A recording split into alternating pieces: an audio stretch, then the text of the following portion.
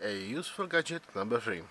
This one is a salvaged soldering iron um, in a company. They ordered a bunch of them, and all of them were from some faulty series. And immediately after they started using them, the temperature sensor inside burnt out, and the soldering iron was no longer usable. The company got refund, and they were to throw out these perfectly fine soldering irons. No, not perfectly fine, but salvageable. What I've done is I've used two of the wires to wire in like a switch, and on the end of the wire there are three crocodile clips. The main minus, if you connect the yellow one to 12 volts, you have a steady on soldering iron, which takes, what does it take? Let's connect it. Let's set 12 volts,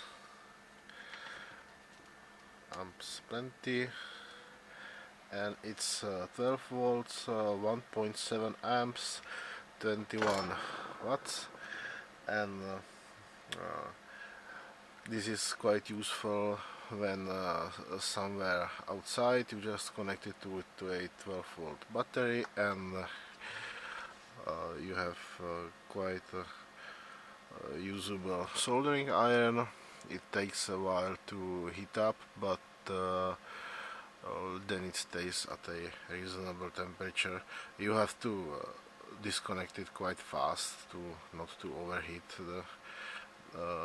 the heating element, but it's usable for small stuff. Oh, sometimes even quite the big stuff, because I have a fat tip on it, and this is it's a really good quality soldering iron handle. It's a Weller one, so I just couldn't see it to be thrown out. And if you connect the red crocodile clip, then it goes through this switch, and you just use a human PWM to keep the soldering iron at a reasonable temperature. You can set the voltage up to 24 volts, which then takes some 3.3 amps and 80 watts, which is plenty for doing even quite a bigger joints.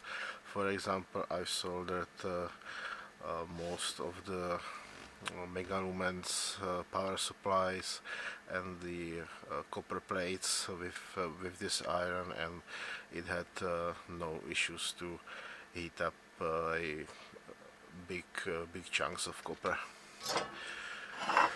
Yes, a kind of a simple, not a very elegant, but definitely workable way to repurpose an old or faulty handle like this.